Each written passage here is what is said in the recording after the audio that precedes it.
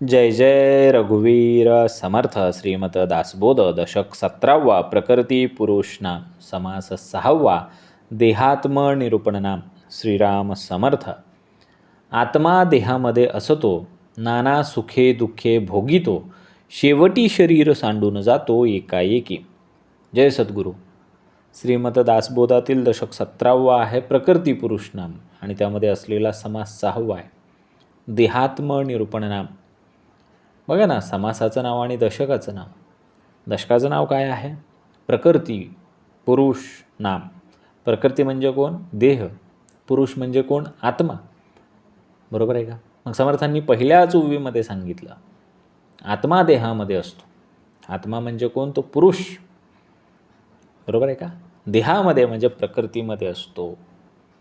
त्या पुरुषानं प्रकृतीला पुढं केलं आहे, देहाला पुढं केलं आहे, है ना. आत्मा देहामध्ये असतो. नाना सुखे दुःखे भोगितो. आणि मग हा आत्मा आणि देह यांच्या संगतीमुळेच काय होतं? त्या जीवाला सुख आणि दुःखाची अनुभूती येत असते. शेवटी शरीर सांडून जातो एकाएकी. आणि मग काय होतं? शेवटाकडे जसं जाईल तसं तसं तो शरीर सांडून जातो. बघा ना, समर्थांनी मनाच्या श्लोकामध्ये सांगितलं, घडीने घडी काळ आयुष्य नेतो, देहांती तुला कोण सोडू पाहतो. बरोबर आहे. घडीने घडी चालली. समर्थांनी अजपामध्ये सांगितलं, किती दिवसाला 21,600 वेळा आपण श्वासोश्वास करतो. घडीने घडी काळ आयुष्य नेतो. आणि मग या देहाच्या अंतिम समयी आपल्याला कोण सोडवणार आहे हेच कळालं नाही. समर्थांनी सांगितलं की तरुणपणी जेव्हा आपलं शरीर ताकदवान असतं, बलवान असतं, तेव्हा मनुष्य नाना उपभोग घेत असतो सुखाचे. पण जेव्हा वृद्धत्व येतं आणि मृत्यूची वेळ जसजशी जवळ येते ना, तसं तेच बलदंड असलेलं शरीर अशक्त व्हायला लागतं, व्याधीयुक्त होतं आणि दुःख वाढत जातं. हे कशामुळं झालं? अज्ञानामुळे झालं ना.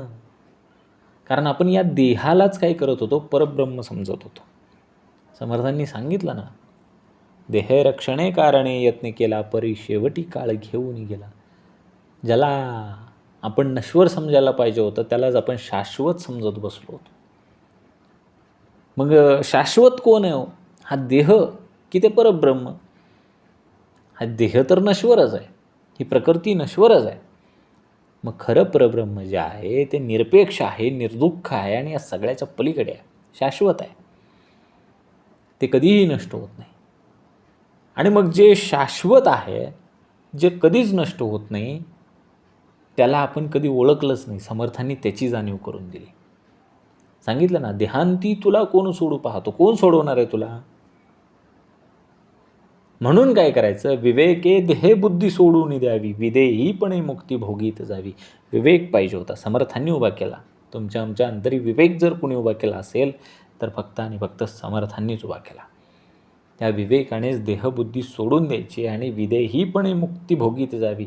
इथं देह हा शब्दावरती आपला फोकस पाहिजे. देहबुद्धी सोडायची आणि विदेहीपणे. बरोबर आहे का नाही? समर्थांनी सांगितलं ना मंगलाचरणात, निश्चय सांगितलं आहे, विदेह स्थितीचा निश्चय. बरोबर आहे का? मग आता समर्थांना पहिल्याच ओवीमध्ये अगदी सूचक अशी सुरुवात करून दिली आहे. आत्मा देहामध्ये असतो, नाना सुख दुःखे भोगितो, शेवटी शरीर सांडून जातो एकाएकी. समर्थ म्हणतात की आत्मा देहामध्ये राहतो, वेगवेगळी सुख दुःख भोगतच चाललेला आहे. कोण? ते शरीर भोगते. हो, शरीर भोगते आणि शेवटी शरीरच निघून जाते. शेवटी शरीर सांडून जातो एकाएकी. त्या आत्म्याला काहीच फरक पडला नाही. समर्थ इथे सांगतात की आत्मा हा देहामध्ये बसलेला आहे आणि देहाच्या माध्यमातून तो जगामध्ये असलेली विविध सुख आणि दुःख यांची अनुभूती घेतो. परंतु तो जो देह आहे तो कायमस्वरूपी टिकत नाही. जेव्हा काळ येतो तेव्हा तो आत्मा निघून जातो. अचानक, बरं का, अचानक, एकाएकी म्हटलं आहे समर्थाने, सांगून नाही जात. उद्या जाणार आहे, परवा जाणार आहे, वर्षानं जाणार आहे, अजिबात नाही. एकाएकी निघून जातो. त्यामुळे तुम्ही आम्ही अखंड सावध पाहिजे. अखंड सावध पाहिजे. समर्थांनी सांगितलं आहे. अजपा निरूपण नाम याच्या आधीचाच समास, त्याच्यामध्ये समर्थांनी सांगितलं की 21 दिवसामध्ये 21,600 वेळा आम्ही श्वासोश्वास घेतो आणि प्रत्येक श्वासाबरोबर तुम्ही सोहम सोहम सोहम नावाचा अखंड जप तो परब्रह्म आमच्याकडून करून येतो आहे. त्यामुळे कुठला श्वास शेवटचा आहे आणि एकाएकी कधी जाईल याची काही शाश्वती नाही. त्यामुळे अखंड प्रत्येक श्वासाबरोबर काय करायचं आहे, आपण परब्रह्माशी कनेक्टेड राहायचं. कारण समर्थांनी इथं सूचक सांगितलं आहे, शेवटी शरीर सांडून जातो एकाएकी. मग ती एकाएकी कधी आहे नाही ना माहिती. जन्माला आलेली तारीख माहिती आहे, पण अंतिम तारीख माहीत नाही. म्हणून काय, शेवटचा दिस गोड व्हावा याच्यासाठीच 8 तास आहे. हे नामस्मरण त्याच्यासाठीच आहे. उत्तमाचं जाणीवेचा समास होता. अजपा निरूपण नाम हा जाणीवेचा समास होता आणि ती जाणीव समर्थांनी केली. आणि पुढच्याच समासामध्ये पहिल्याच ओवीत समर्थांनी सांगितलं, आत्मा देहामध्ये असतो, नाना सुख दुःखे भोगितो, शेवटी शरीर सांडून जातो एकाएकी हे शरीर सांडून जायचं आहे. तो आत्मा या देहामध्ये आहे, सुखदुःखांचा उपभोग घेतोय, पण तो आत्माच काय करणार आहे, ह्या शरीराला सांडून जाणार आहे. आणि आम्ही काय केलं होतं, शरीराला शाश्वत समजलं होतं. मी जिमला जाणार, मी दंडाला असा पीळ पाडणार, मी 6 पॅक बनवणार, मी ॲब्स बनवणार, मी कोर बनवणार, मी लेग्स, शोल्डर, बायसेप, ट्रायसेप किती म्हणून करत होता देहासाठी, है ना. देह रक्षणे कारणे यत्न केला. ह्याच देहाच्या रक्षणासाठी किती काय काय ह्या देह म्हणजे बॉडी, आणि त्या बॉडीला बॉडीगार्ड ठेवला होता. बॉडीगार्डास सकट नेला की नाही. मग समर्थांचा संदेश असा आहे की देह नश्वर आहे, पण त्याच्या आतमध्ये असलेला आत्मा शाश्वत आहे. त्यामुळे मनुष्याने फक्त देहाच्या सुखदुःखात न अडकून राहता आत्मज्ञान, सदाचार आणि ईश्वरभक्ती ह्याच्याकडे सुद्धा लक्ष दिलं पाहिजे. कारण शेवटी देह इथंच राहणार आहे आणि आत्मा पुढील प्रवासासाठीच निघून जाणार आहे एकाएकी. बरोबर आहे का. शरीरी शक्ती तारुण्यपणी नाना सुखे भोगी प्राणी, आशक्त होता वृद्धपणी दुःखे भोगी. समर्थ काय सांगतात, घडी नाही घडी काळ आयुष्य नेतो, देहांती तुला कोण सोडू पाहतो. बरोबर का. शरीरी शक्ती तारुण्यपणी, या तरुणपणामध्ये, या तारुण्यामध्ये शरीरामध्ये अचाट अफाट शक्ती असते, बलदंड असतो, देह असतो की नाही, उत्साह असतो, उमंग असते, शक्ती असते. आणि मग त्यामुळे मनुष्याने या तारुण्यपणामध्येच काय केलं पाहिजे, उपासना. हाय तरुण तर घे उपासना करून, हाय तरुण तर घी श्रेय सेवा करून, हाय तरुण तर घी बैठकीला बसून, अशीच आपली भूमिका पाहिजे. हा तारुण्याचा काळ हा केवळ भोगासाठी नसून तो साधनेसाठी आहे, उपासनेसाठी सुद्धा आहे. कारण जेव्हा शरीर बलवान असते तेव्हाच साधना, उपासना, सेवा, सत्कर्म, आत्मचिंतन सहज करता येते की. आणि जर तारुण्यपणातला काळ जर फक्त भोगामध्ये, भोगविलासामध्ये घालवला तर वृद्धापकाळी काय होणार आहे, शरीर तर अशक्त होणारच आहे. तेव्हा कुठली आली उपासना आणि साधना, तेव्हा कुठलं आले आत्मचिंतन. वृद्धत्व आल्यानंतर शरीराची शक्ती क्षीण होत जाते, अशक्तपणा येतो आणि इंद्रिय दुर्बल व्हायला लागतात. मग इंद्रियात ज्ञानेंद्रिय, कर्मेंद्रिय, ते सगळीच इंद्रिय दुर्बल होतात. आणि जे सुख पूर्वी सहज मिळत होतं, म्हणजे कधी तारुण्य काळामध्ये जी उपासना सहज करता येत होती ती आता वृद्धपणामध्ये कठीण वाटू लागते. त्यामुळे मनुष्य जो आहे ना, अशा शारीरिक आणि मानसिक दुःखांचा अनुभव घेत राहतो. बरोबर आहे का. बघा ना, आहे तरुणपणामध्ये सुखच आहे आणि वृद्धापकाळामध्ये दुःखच दुःख आहे. डोळ्याला कमी दिसतं, एक ज्ञानेंद्रिय कमी झालं, कानाला ऐकू यायचं कमी होतं, दुसरं ज्ञानेंद्रिय कमी झाली की नाही. हातापायांमध्ये थोडंसं काय होतं, थोडं काय उचलायला गेलं ताणच नाही ना, शक्तीच राहिली नाही. मग कर्मेंद्रिय ती कमकुवत व्हायला लागली. मग केलं काय पाहिजे की तारुण्याच्या काळामध्ये जेव्हा शरीरामध्ये भरपूर शक्ती असते, उत्साह असतो, तेव्हाच प्रत्येक मनुष्याने काय केलं पाहिजे, त्या भोगविलासामध्ये न रमता न अडकता सत्कर्म, साधना, सेवा, उपासना, आत्मचिंतन, आत्मज्ञान जे सहज करता येतं ते करून घेतलं पाहिजे. बघा समर्थांनी पुढं सांगितलं आहे, मरावेना ऐसी आवडी, हातपाये खोडून प्राण सोडी, नाना दुःखे आवघडी वृद्धपणी. अत्यंत समर्थांनी अगदी स्पष्ट सांगितलं आहे, आपण मरूच नाही, आपण कायम अमरच राहावं अशीच प्रत्येक जीवाची अपेक्षा असते. बघा ना, जेव्हा आपल्याला प्रश्न विचारला जातो की या जगामध्ये सगळ्यात महत्त्वाचं काय, आपण सांगतो पैसा, नोकरी, पद, प्रतिष्ठा, माणसं, नातेवाईक, भावकी. सगळ्यात महत्त्वाचं काय? बघा ना, आम्ही जेव्हा एखाद्या रस्त्यावरती उभे असतो, रस्ता क्रॉस करत असतो आणि समोरून असा मोठा ट्रक येतो, आपल्याला बाकी काही कळत नाही, आपण फक्त एकच म्हणतो, आत्ता मला जगायचं आहे, I want to survive anyhow, काहीही करून मला जगायचं. समर्थांनी 3ऱ्या ओवीमध्ये हे सांगितलं आहे, मरावेना ऐसी आवडी, हातपाय खोडून प्राण सोडी. आपण मरूच नाही अशी इच्छा कोणाचीच नसते, तरीसुद्धा त्याला हातपाय झाडू प्राण सोडावाच लागतो. नाना दुःखे आवघडी वृद्धपणी. मग वृद्धपणी त्याला नाना अनेक दुःख सोसावी लागतात आणि तो अवघडून जातो. ही ओवी तुमच्या आमच्या प्रत्येकाला लागू पडणारी.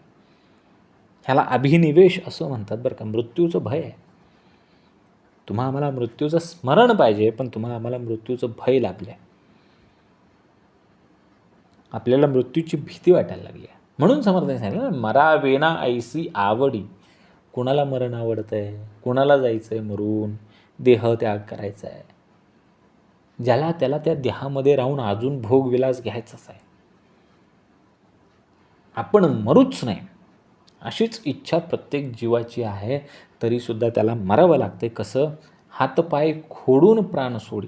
तो प्राण जो आहे जेव्हा निघणार आहे ना, तेवढ्या सहज जाणार नाही आहे तो. हातपाय खोडून अगदी डोळ्यांना तराटण्यात देऊन तो प्राण निघून जाणार. ते खूप कष्टदायी असणार आहे. म्हणून समर्थांनी सांगितले, नाना दुःखे अवघडी.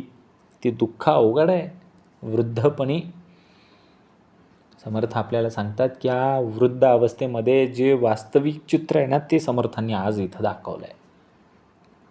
किती विचित्र असणार आहे तो वृद्धापकाळ. बघा, मनुष्याला जगण्याची खूप आवड निर्माण झाली आहे, त्याला मरावं असं वाटत नाही, पण काळाच्या ओघात म्हणजे कसा, बघा ना, सांगितलं ना समर्थांनी, घडी नाही घडी काळ आयुष्य नेतो, घडी नाही घडी.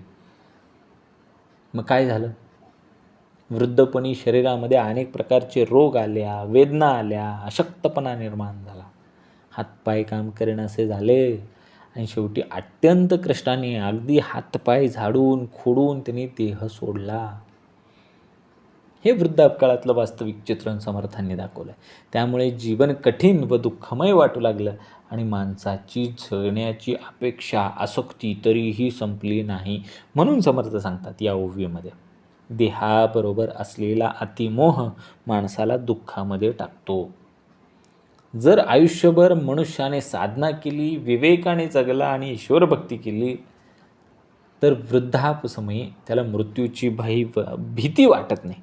जी होती ना आपल्याला, मृत्यूची भीती होती, ती आता वाटणार नाही. कधी? जेव्हा विवेक जागृत असेल. अरे ते येणारच आहे, त्याला काय घाबरायचं. मृत्यूचं स्मरण आहे, भीती कशाची? ते येणारच आहे. बघा ना, आता पुढं सांगितलं आहे अजून समर्थांनी, देहात्म्याची संगती काही एक सुख भोगीती, चरफडून जाती देहांत काळी. देह आणि आत्मा यांची संगती झाली की काही सुख भोगायला मिळतात, हे खरे आहे, पण देहांत काळी चरफडून प्राणी मरतो, है ना. घडी नाही घडी काळ आयुष्य नेतो, देहांती तुला कोण सोडू पाहतो, चरफडून देहांत काळी. कार्यक्रम आहे, सहज नाही. बघा त्याच्या पुढची ओवी, ऐसा आत्मा दुःखदायक, एकांचे प्राण घेती एक, आणि शेवटी निरर्थक काहीच नाही. मग समर्थ सांगतात की देहाचा आत्म्याशी झालेला हा संयोग जो आहे तो कसा आहे? दुःखदायक आहे. एकाचे प्राण घेती एक, आणि लोक एकमेकांसाठी, स्वार्थासाठी एकमेकांचे प्राण घेऊ लागले, आणि शेवटी निरर्थक. आणि सगळं शेवटी निरर्थक आहे, काहीच नाही, आणि त्याचा काहीही उपयोग होत नाही, सगळं निरर्थक आहे. देह आणि आत्मा यांचा संयोग, त्यातून आलेलं दुःख निरर्थक.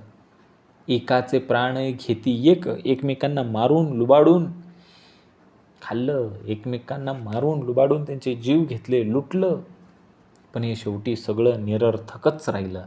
ऐसा दो दिसांचा भ्रम, त्यास म्हणती परभ्रम, नाना दुःखांचा संभ्रम मानून घेतला. मग समर्थ सांगतात की असा हा 2 दिवसाचा भ्रम, त्यालाच परब्रह्म म्हणतात. म्हणजे जन्म आणि मृत्यू. जन्म आणि मृत्यू म्हणजे 2 दिवसाची ही वस्ती आहे, 2 दिवसाची वस्ती आहे, 2 दिवसाचा भ्रम आहे, यालाच परब्रह्म म्हणतात. आणि नाना दुःखाच्या पसाऱ्यात ते गोड मानून घेतात. नाना दुःखांचा संभ्रम मानून घेतला. दुःखी होऊन चरफडून गेले, तेथे कोण समाधान झाले, काही एक सुख भोगिले, ते सवेची दुःख. दुःखी होऊन चरफडून मेले, तेथे कुठले समाधान लाभणार आहे? त्याला समाधान नसणार आहे. अंतिम समयीचा हे वृद्धाप काळामधलं असलेलं वर्णनच समर्थ आताही सांगतायत. 7व्या ओवीमध्ये आहोत आपण. दुःखी कष्टी होऊन अगदी हातपाय खोडून जेव्हा जीव जातो, प्राण निघून जातो, तेव्हा काय होतं बघा? दुःखी होऊन चरफडून गेले, तेथे कोण समाधान झाले. समाधान कसं असणार आहे? काही एक सुख भोगिले, ते सवेची दुःख. आणि काही एक सुख भोगतात की नाही, तोपर्यंत सर्वच दुःख प्राप्त होते. तरफडून चरफडून मरत असताना समाधान काय मिळणार नाही. जन्मदारभ्य आटवावे, म्हणजे अवघे पडेल ठावे, नाना दुःख मोजावे काय म्हणून. आता हे अंतिम काळातलं समर्थांनी दुःख दाखवलं, ते वास्तविक चित्रण वृद्धाप काळातलं दाखवलं. आता 8व्या ओवीमध्ये समर्थ सांगतात की जन्मदारभ्य आठवावे. मग ही जन्मापासूनची दयनीय स्थिती आठवावी. कसा होता? जेव्हा जन्माला आला तेव्हा कसा होता? दीन, दुर्बल, असहाय्य होता, दुर्दैवी होता, दयनीय असलेला मनुष्य होता. शक्तीच नव्हती. होती का? आधार नव्हता. त्याला दारभ्य म्हटलं समर्थांनी, त्याला दारभ्य म्हटलेलं आहे. जन्मदारभ्य आठवावे, म्हणजे आवघे पडेल ठावे. मग त्याला समजेल नाना दुःख मोजावे काय म्हणून. आणि मग ती जन्मापासूनची दयनीय अवस्था जर त्याला आठवली, की मग त्याला समजून येईल की जी नाना दुःखे त्यांनी भोगलेली आहेत, ती काय म्हणून मोजावी, काय म्हणून. ऐशी आत्म्याची संगती, नाना दुःखे प्राप्त होती, दैन्यवाने होऊन जाती प्राणी मात्र. अशी आत्म्याची संगत आहे. त्याच्याच योगाने नाना दुःख प्राप्त होतं. आत्म्याची संगती म्हणजे आत्मयोग आहे. आणि त्याच्यामुळेच काय? नाना दुःख प्राप्त होतात, आणि प्राणी मात्र शेवटी दैन्यवाने होऊन मरून जातात. मरून चरफडून समर्थांनी शब्द वापरला बघा. काही आनंद काही खेद, जन्मवरी पडिला संबंध, नाना प्रकारी विरुद्ध तडा तोडी. देह आणि आत्मा यांचा जन्मापासून संबंध आहे. तो काय आत्ता नाही आहे. जेव्हा जन्माला आला, पहिला श्वास घेतला, तेव्हापासून देह आणि आत्मा यांचा संबंध अखंड जोडला गेलेला आहे. त्यामुळे त्याला काही आनंद आणि खेद हे सगळं सोसावं लागत जातं. नाना प्रकारे मनाविरुद्ध गोष्टी घडत असतात, आणि तिथं त्यांची ताटातूट होत असते. होती की नाही? मनाला पटत नाही, पण ते करावं लागतं. म्हणजे देहाला करावं लागतं, आत्म्याला पटत नाही. आत्म्याला पटतंय तरी देहाला करावीशी वाटत नाही. अशा गोष्टी बऱ्याच वेळेस होतात की नाही? बघा समर्थांनी उदाहरण दिलं. निद्रा काळी ढेकून पिसा, नाना प्रकारी वळसा, नाना उपाय वळसा, त्यास होय. झोपेमध्ये म्हणजे निद्रा काळी, ढेकून पिसवा, हे नाना प्रकारचे उपद्रवी जीव काय करतात? त्रास देतात ना. मग त्याच्यावरती काहीतरी उपाय केला की त्यांनासुद्धा त्रास होतो. पेस्ट कंट्रोल केलं की नाही, मग त्या ढेकणांना, त्या पिसवांना, त्यांनाही त्रास होणारच आहे की. भोजन काळी, आता निद्राकाळी दाखवलं. आता भोजनकाळी. भोजनकाळी माशा येती, नाना पदार्थ उंदिरण येती, पुढे त्यांची ही फजिती मर्जरे करीती. आणि मग जेवणाच्या वेळी माशा येतात, एखादा पदार्थ उंदीर पळवून घेऊन जातो आणि ते उंदराची फजिती मात्र पुढं जाऊन एखादं मांजर करतं.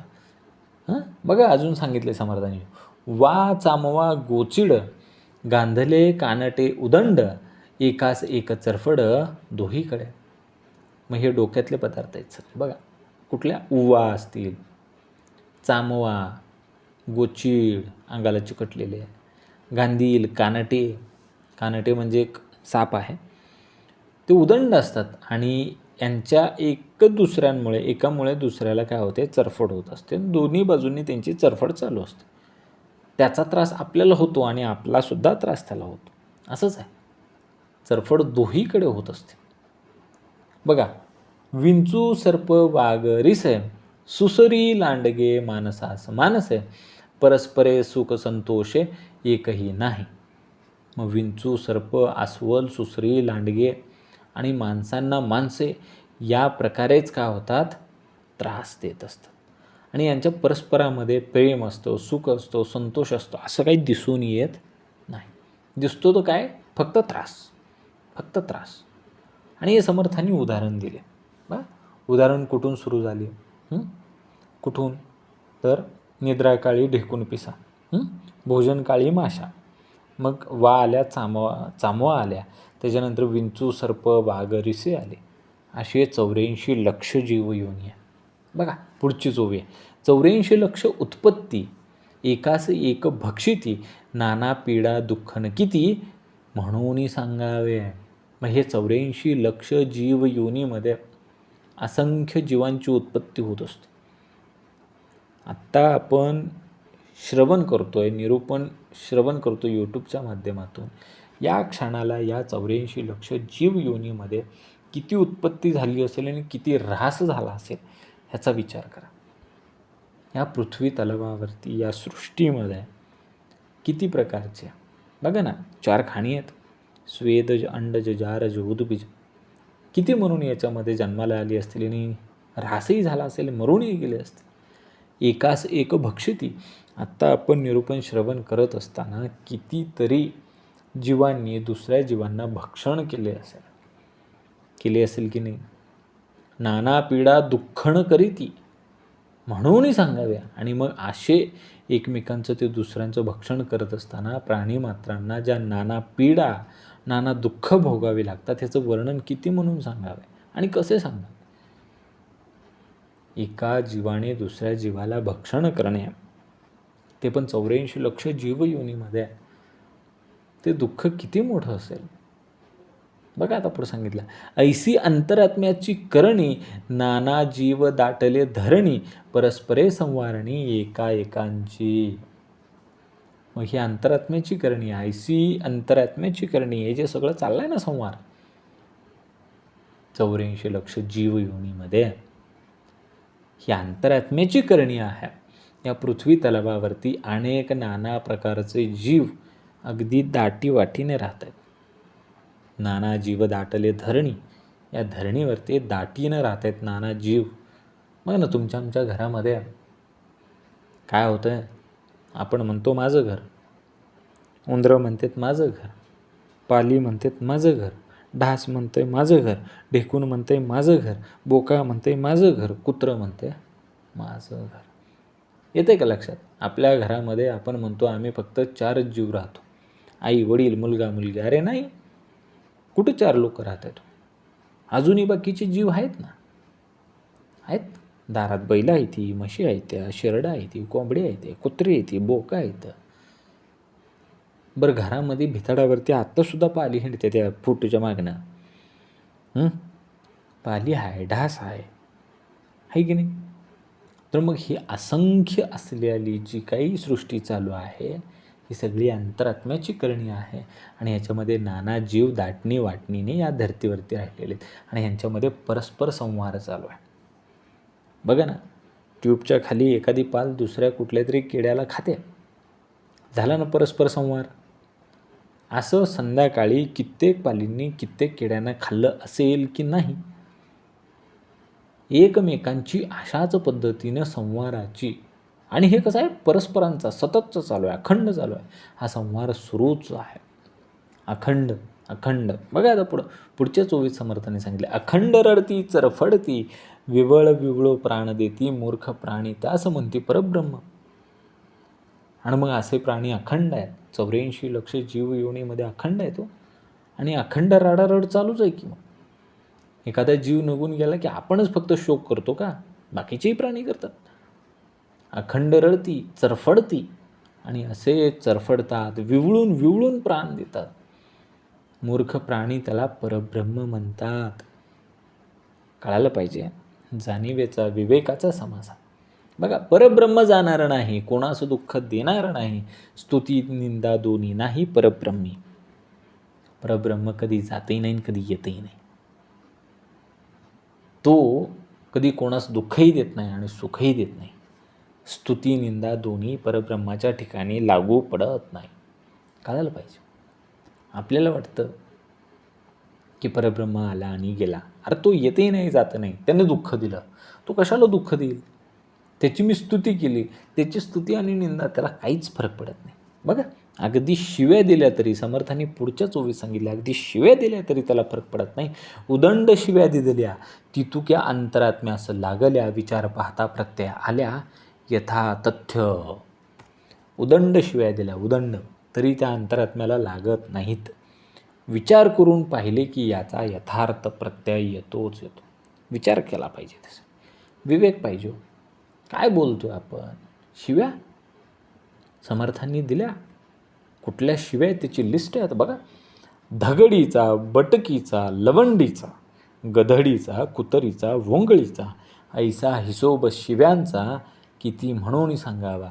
आणि मग मनुष्य कुठल्या कुठल्या शिव्या देतात तेही समर्थांनी याच समासामध्ये दाखवला. अरे धगडीच्या, बटकीच्या, लवंडीच्या, गदडीच्या, कुत्रीच्या, बोंगळीच्या म्हणजे चांडाळणीच्या, अशा एक ना अनेक शिव्यांचा हिशोब किती म्हणून सांगितला पाहिजे तुम्हाला.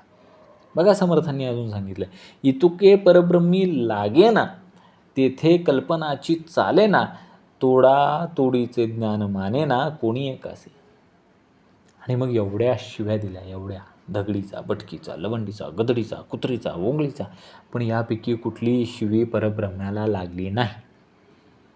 तिथे कुठलीही कल्पना चालू शकत नाही. तिथं असंबद्ध ज्ञान कुणालाच मान्य होत नाही. काय इलॉजिकल आहे ना. परब्रह्म्याला शिवी दिल्याने ती शिवी त्याला लागली असं होतं का? नाही. अगदी एका माणसानं दुसऱ्या माणसाला जरी शिवी दिली तरी ती त्याला लागत नाही, बरोबर आहे का?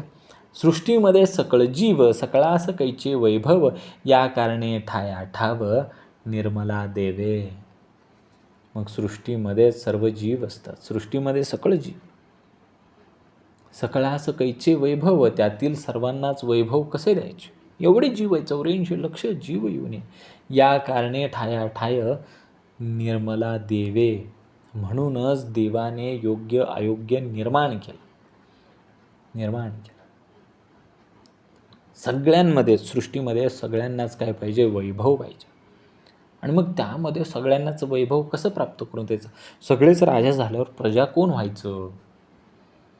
बरोबर आहे का? सगळेच जर म्हणले UPSC देऊन IAS व्हायचं, मग तलाठी कोण व्हायचं? तहसीलदार कोण व्हायचं? नायब तहसीलदार कोण व्हायचं? पोलीस पाटील कोण व्हायचं? बरोबर आहे का? सृष्टीमध्ये सकळ जीव सकळास कैचे वैभव, या कारणे ठाया ठाव निर्मला देवे. उदंड लोक बाजारीचे, जे जे आले ते ते वेचे, उत्तम तितके भाग्याचे लोक घेती. बाजारामध्ये उदंड वस्तू विकायला असतात आणि उदंड लोकही येतात. उदंड लोक बाजारीचे, बाजारामध्ये उदंड लोक आले, जे जे आले ते ते वेचे आणि वेचून वेचून घेत होते, जे आले ते वेचून वेचून घेत होते. उत्तम तितुके भाग्याचे लोक घेते. आणि मग भाग्यवान लोकांनी काय केलं? वेचून वेचून उत्तम तितकंच घेतलं, शेलका माल निवडून घेतला. कुणी? उत्तम तितके भाग्याचे लोक घेती. पण ह्याच्यासाठी पाहिजे भाग्य. भाग्य पाहिजे, भाग्यवंत, भाग्यवान लोकच काय आहेत त्याच्यामध्ये निवाडा करून ते घेणार आहेत. बघा आता समर्थांनी सांगितलं, येणे न्याये अन्न वसन, येणे न्याये देवता अर्चन, येणे न्याये ब्रह्मज्ञान, प्राप्तव्या सारिखे. मग या न्यायानेच काय केलं पाहिजे? अन्न, वस्त्र, देवदेवता अर्चन आणि ब्रह्मज्ञान हेही प्रारब्धानुसारच प्राप्त होते, हे त्याला कळायला पाहिजे. भाग्यानुसार, बरं का, भाग्यानुसार. ज्याचं जसं जसं प्रारब्ध आहे तसं तसं त्याला अन्न, वस्त्र, निवारा या सगळ्या गोष्टी मिळत जाणार आहेत. बघा आता पुढे सांगितले समर्थांनी, अवघेच लोक सुखी असती, संसार गोड करून नेती, महाराजे वैभव भोगिती, ते करंट्या असं काहीच आहे. अवघेच लोक सुखी असती. अवघे म्हणजे सर्वच लोक आपण सुखी आहोत असं मानतात. संसार गोड करून नेते असं मानून ते संसाराला गोड करून येत. चला, जे आहे त्यात आपण सुखी आहे. झोपडी असली तरी सुखी आहे, पत्रा असला तरी सुखी आहे, आणि छपरात असलं तरी बी सुखी आहे असं म्हणून ते काय करते, संसार गोड मारून नेतं. पण महाराजाचे जे वैभव भोगतात ना, ते त्याला प्राप्त आहे का? तो तर करंट आहे ना. महाराजे वैभव भोगिती, महाराजाकडे जे सगळे सुख त्याच्या पायाशी लोळण घालत आहेत तसे त्याला नाही आहे. तर त्या महाराजाच्या तुलनेने तो तर करंट आहे, जो झोपडीत आहे, छपरात आहे, पत्र्यात आहे. बघा समर्थ पुढे सांगतात, परंतु अंती नाना दुःखे, तेथे होते सगट सारिखे, पूर्वी भोगिले नाना सुखे, अंती दुःख सोसावेना. परंतु अंती मात्र सर्वांनाच नाना दुःखे सोसावी लागतात. मग राजा असू द्या नाहीतर करंट असू द्या, यांना अंतिम समयी काय दुःख सोसावं तर लागणार आहे. ती सरसकट सर्वांना सारखी दुःख आहेत. सांगितलं होतं ना समर्थाने, वृद्धाप काळामधलं वास्तविक चित्रण चरफडून जाणार आहेत, अगदी हातपाय खोडून जाणार आहे. तेच इथं करावं लागणार आहे. मग तो राजा असू दे नाही रंक असू दे, राजा असू दे नाही तर करंट असू दे, दोघांना सरसकट सारखंच दुःख भोगावं लागणार आहे. पूर्वी जी नाना सुखे भोगलेली असतात त्यांना शेवटी ती दुःखे सोसवत नाहीत, कारण ते सुखावला होता गडी. पूर्वी भोगलेली नाना सुखे तारुण्य काळामध्ये नुसता सुखावून बसला होता, आणि ती दुःख सोसावे ना. जेव्हा अंतिम काळ आला तेव्हा ती दुःख सोसावे ना. हातापायातनं वेदना सुरू झाल्या. कुठं बघत होता या ज्ञानेंद्रियाने, या डोळ्याने काय बघत होता? मग आता अंतिम समयी त्या डोळ्यामध्ये आता पार मोतीबिंदू झाला, ते डोळे आता चरफडायला लागले, सोसवत नाही म्हणते. ह्याच पायांनी कुठं तर वेगळ्या विचित्र मार्गावरती त्यानं मार्गक्रमण केलं होतं, वाम मार्गाला गेला होता. तेच पाय आता त्याला बसू देत नाही. ती कळ येते म्हणते, साहित्यिका झालाय म्हणते की नाही. बघा आता पुढं, कठीण दुःख सोसाविना, प्राण शरीर सोडीना, मृत्यू दुःख सगट जना, कासावीस करी. बघितलं समर्थांनी आधी सांगितलं, पूर्वी भोगिली नाना सुखे, अंती दुःख सोसावेना. पूर्वी म्हणजे कधी तारुण्य काळामध्ये जे काही सुख भोगली होती ना, त्यांनी काय झालं होतं, ह्याला दुःख सहन करण्याची काही पात्रता नव्हती याच्यात. त्याच्यामुळे अंतिम काळी जे दुःख आलं ते त्याला सोसवत नव्हतं.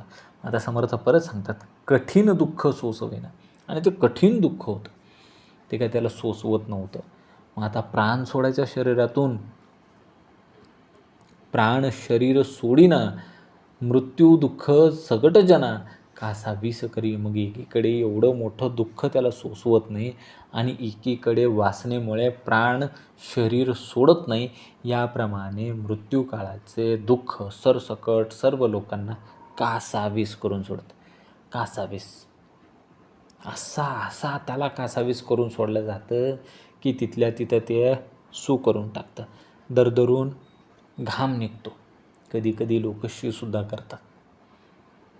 एवढा कासावीस होतो आणि एवढं भयंकर महादुःख आहे ते. मृत्यू दुःख सगट ज्यांना कासावीस करे.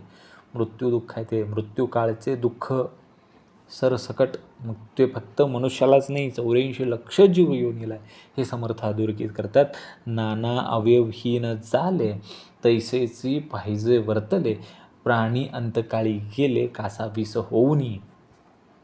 काही जणांचे अवयव गेले, कशाने? अपघाताने गेले. कधी कोणाचा हातपाय रोगाने कापावा लागला आणि ते निकामी झाले. त्यांना तसेच काम करत जगावे लागले, बरोबर का? नाना अवयवहीन झाले, तैसेची पाहिले वर्तले. हं प्राणी अंतकाळी गेले कासावीस होऊन.